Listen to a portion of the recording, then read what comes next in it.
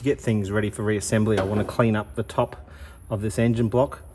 We've got these small locating dowels that sit in here. I want to be able to remove them so I can just carefully go over the block.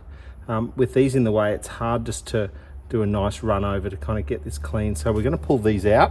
With a pair of pliers, you can just give them a little spin and they usually come out. Be careful not to crush them, otherwise you're going to need to replace them.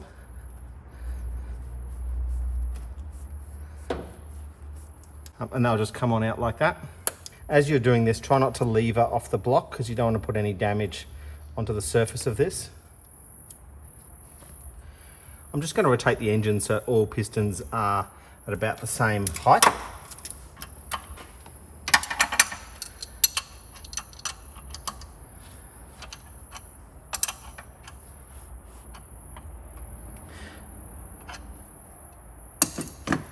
Now, it is also important at this point to be checking out these bores just to make sure that there's no major damaging or scoring that's going to cause you issues.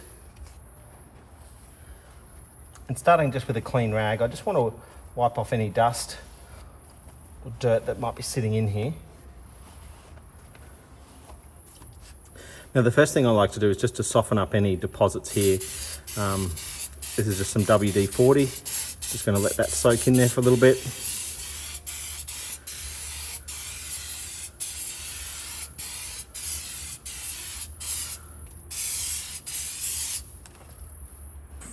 Now I have a like a metal scraper here. This is, what do they call it, an angled broad knife. It's probably used more for plastering, but I like to use it just to do a couple of runs over and just get as much as I can quickly with this.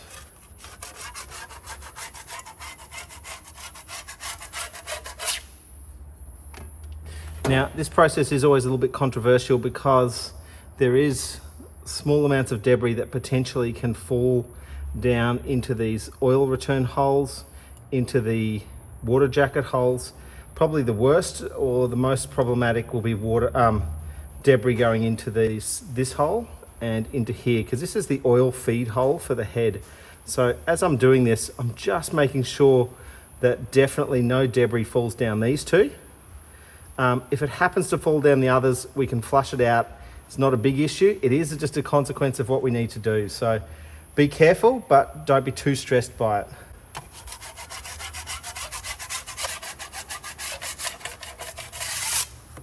Now, my next step is going to be a little bit controversial. So I have a oil stone here that I'm going to wrap up in some wet and dry. This is 800 grit.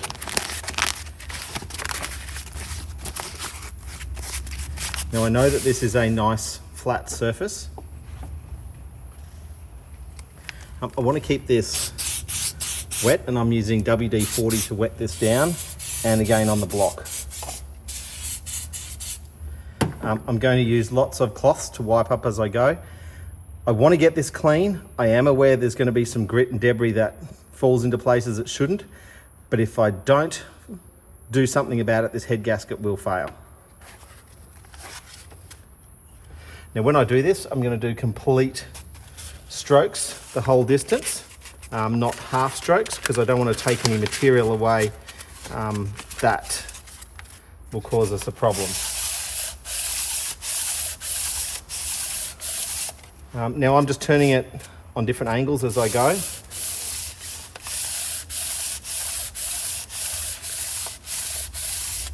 And I'll do a few passes and we'll just give it a wipe off. We'll just have a look at what we're seeing. And already you can start to see some of these areas are getting a little bit cleaner. So we'll do a few more times. Make sure we're keeping it covered in WD-40 as we go.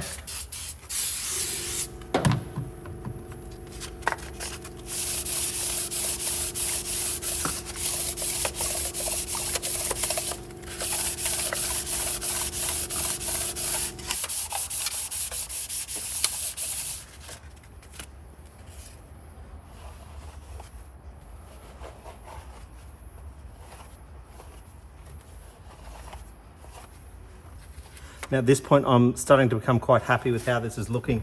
Also, while I'm doing this, I notice that there's no particular section that's particularly shiny. I can see that it's wearing away evenly, but I'm just looking particularly around the tops of the cylinders, making sure that they're clean and that there's no gasket still sticking there. We'll do a few more passes.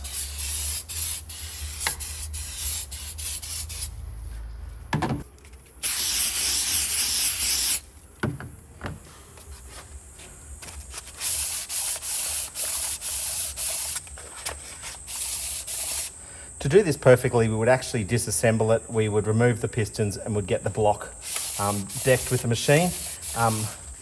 Given the circumstances of what we're doing, we can't do that here.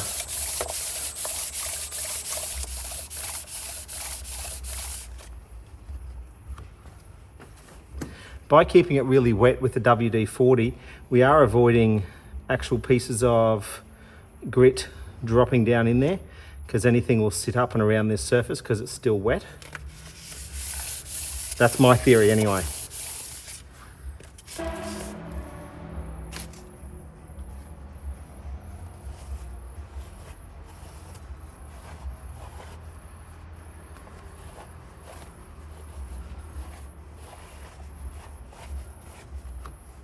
Now, once this top surface is clean, there's a lot of WD-40 and stuff that's fallen in on these pistons, so I want to try and clean those out.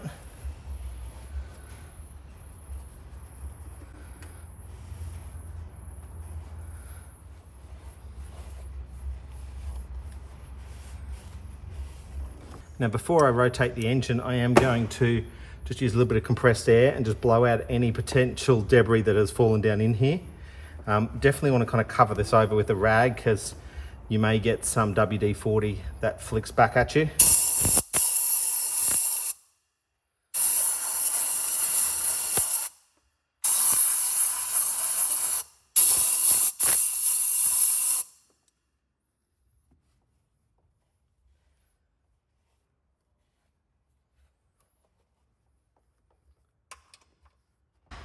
So I'm going to bring some of these pistons up to the top.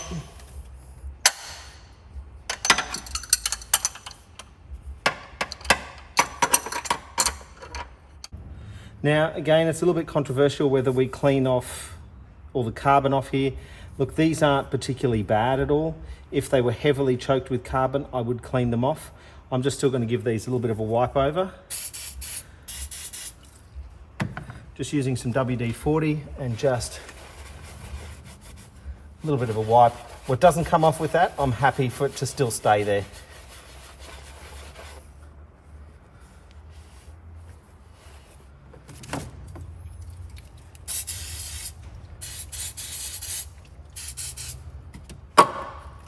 Okay, just want to give these a little bit of a wipe off.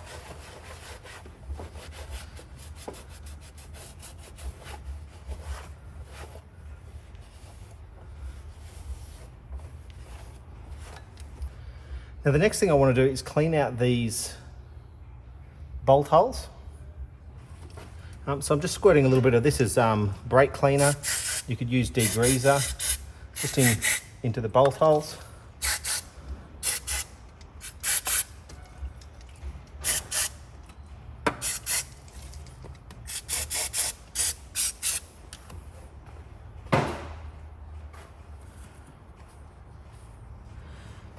Then again, if you've got compressed air, shoot this out. Definitely have this covered over.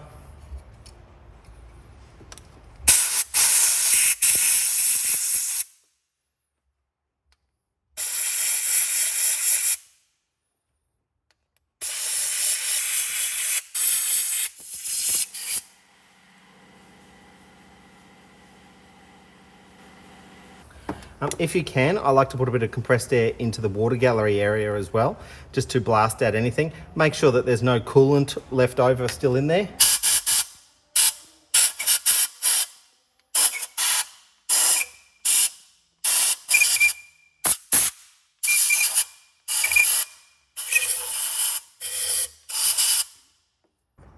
Just checking the surface of this. I'm quite happy with how it looks. Up close, there's definitely some discoloration on the metal. Discoloration's not a problem at all. You just don't want to feel any lips or anything that will catch your fingernail as you run over it. So I'm quite happy with how that's come up.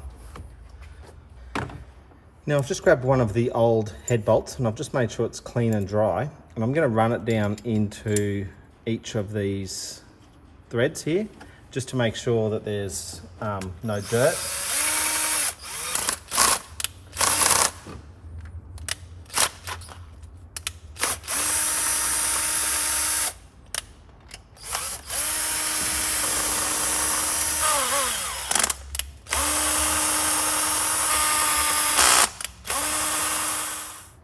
Now I just want to put back the dowels. Now if your pliers have left some quite bad marks on them, I'd suggest you just get a little bit of emery paper and just smooth them up, just so that there's nothing catching as the head ends up sitting onto that. The camera won't pick it up, but this one's got just a bit of a bird edge, so I do want to just make sure that that bird edge is taken away.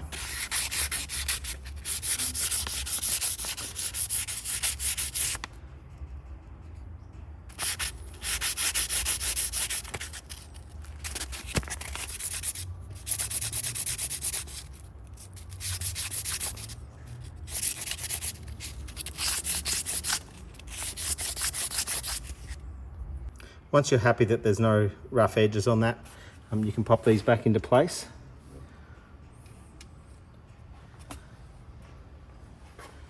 Now just lightly pop them back into place with a mallet. Make sure that they don't go in on any angle, otherwise they'll get badly wedged.